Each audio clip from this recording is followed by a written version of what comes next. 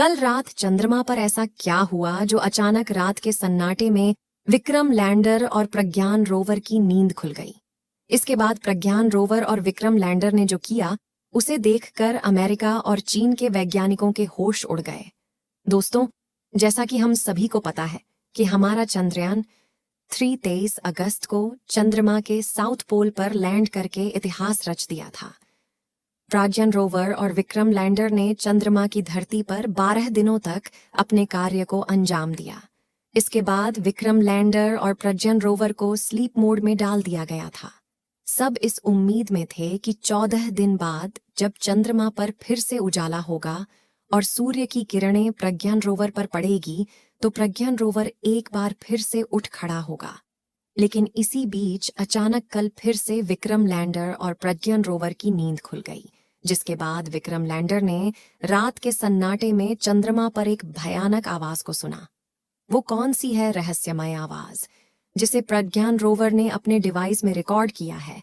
आगे इस वीडियो में उसे आवाज को सुनाएंगे, लेकिन उससे पहले अगर आप भी इसरो के वैज्ञानिक को सपोर्ट करते हैं तो वीडियो को लाइक कर दीजिए और कमेंट में जय हिंद लिख दीजिए।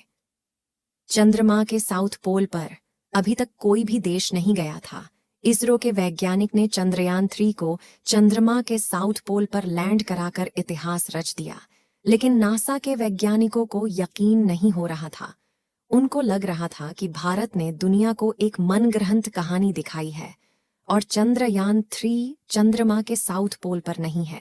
नासा के वैज्ञानिक ने चंद्रमा के साउथ पोल में घूम रहे अपने सैटेलाइट से चंद्रमा के साउथ पोल की फोटो ली, जिसे देखकर नासा के वैज्ञानिकों के होश उड़ गए। इस फोटो में हमारा विक्रम लैंडर और प्रज्ञान रोवर साफ साफ दिखाई दे रहे हैं, जो अभी स्लीप मोड में है। विक्रम लैंडर 23 अगस्त को चंद्रमा की सतह पर लैंड करता है, जिसके 4 घंटे बाद प्रज्ञान रोवर विक्रम लैंडर से बाहर आता है। अपने पहियों से चंद्रमा की सतह पर अशोक स्तंभ और इसरो के लोगों को छापते हुए आगे बढ़ा है। चलिए जानते हैं लैंडिंग के बाद विक्रम लैंडर और प्रज्ञान रोवर ने चंद्रमा पर किन किन खोजों को अंजाम दिया और कौन से नए कारनामे किए हैं।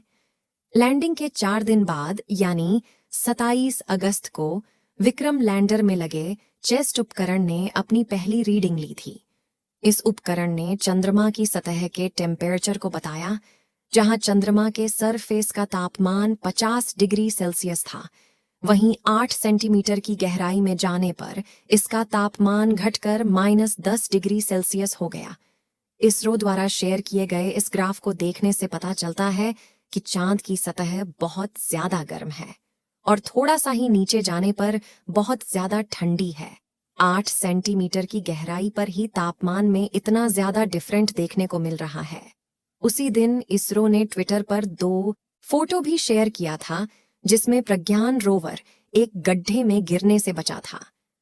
प्रज्ञान रोवर ने इस गड्ढे को 3 मीटर की दूरी से डिटेक्ट कर लिया था। इसके बाद प्रज्ञान रोवर के रास्ते को बदल दिया गया। आप रोवर के पहियों के निशान को देख सकते हैं। इसके बाद 28 अगस्त को प्रज्ञान रोवर ने चंद्रमा की सतह पर सल्फर की पुष्टि की। इसके साथ ही और कई तत्वों को खोज निकाला। रोवर में लगे लिप्स उपकरण ने लेजर की सहायता से चांद की सतह पर मौजूद मिट्टी के थोड़े से भाग को पिघला दिया। लेजर के हाई टेम्परेचर के चलते मिट्टी प्लाज्मा में कन्वर्ट हो गई और प्रज्ञान रोवर में लगे उपकरण ने जब इस प्लाज्मा का अध्ययन किया तो इसमें कई तत्वों की पुष्टि हुई, जिसमें aluminium, calcium, iron, chromium, manganese, titanium, silicon और इसके साथ ही ऑक्सीजन को भी डिटेक्ट किया है। लेकिन अब आप सोच रहे होंगे कि चांद पर वायुमंडल नहीं है तो ऑक्सीजन कहां से हो सकती है? आपको बता दें, चांद पर जो ऑक्सीजन मिली है वह गैस के फॉर्म में नहीं है, बल्कि चांद की मिट्टी और पत्थरों में अलग अलग तत्वों से बांध के रूप में मौजूद है। 31 अगस्त को चंद्रयान में लगे एल्सा नामक उपकरण ने चांद पर आने वाले भूकंप का पता लगाया। इसके बाद इसरो के वैज्ञानिक ने विक्रम लैंडर के साथ एक बड़ा एक्सपेरिमेंट किया।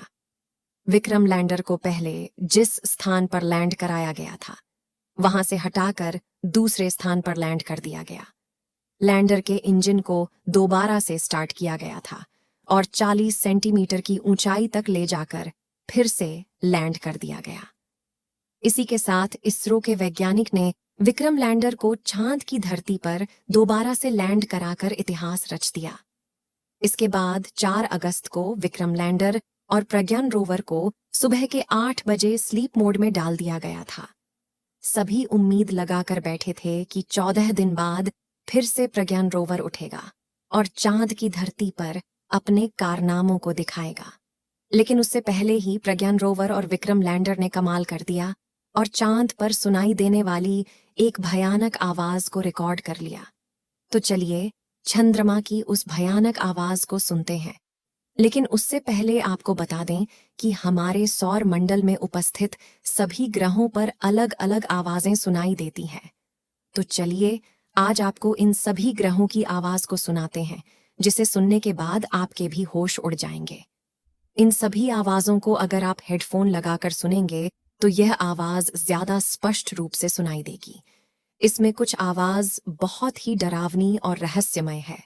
तो चलिए सबसे पहले आपको शुक्र ग्रह की आवाज को सुनते हैं। इस वीडियो में आगे हम लोग अपनी पृथ्वी की आवाज को भी सुनेंगे, तो वीडियो में अंत तक बन रहे। और अगर अभी तक आपने चैनल को सब्सक्राइब नहीं किया है तो चैनल को सब्सक्राइब कर लीजिए। ये सुनिए शुक्र ग्रह की आवाज।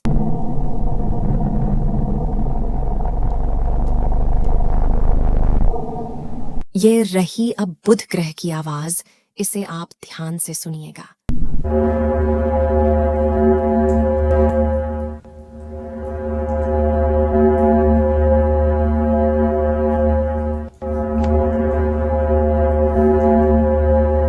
चलिए अब मंगल ग्रह की आवाज को सुनते हैं। इस आवाज को सुनने से ऐसा लगता है जैसे आप खुद मंगल ग्रह पर ही हो।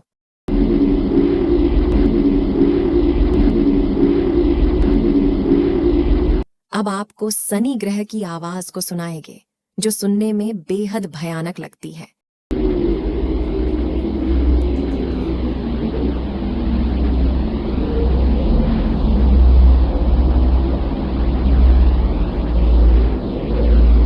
यूरेनस ग्रह की आवाज सुनिए।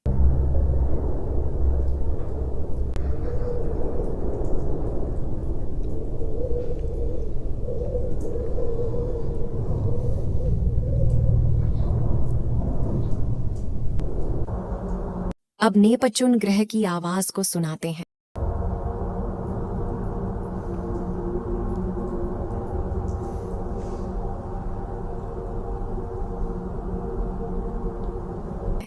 चलिए अब अपनी पृथ्वी की ऊर्जा स्रोत सूर्य की आवाज को सुनते हैं।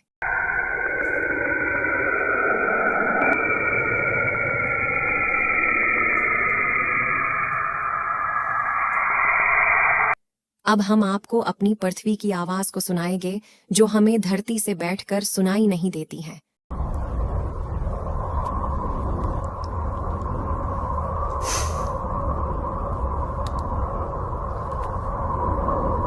अब हम लोग चांद की रहस्यमयी आवाज को सुनेंगे, जिसे प्रज्ञान रोवर और विक्रम लैंडर ने चांद की धरती से भेजा है।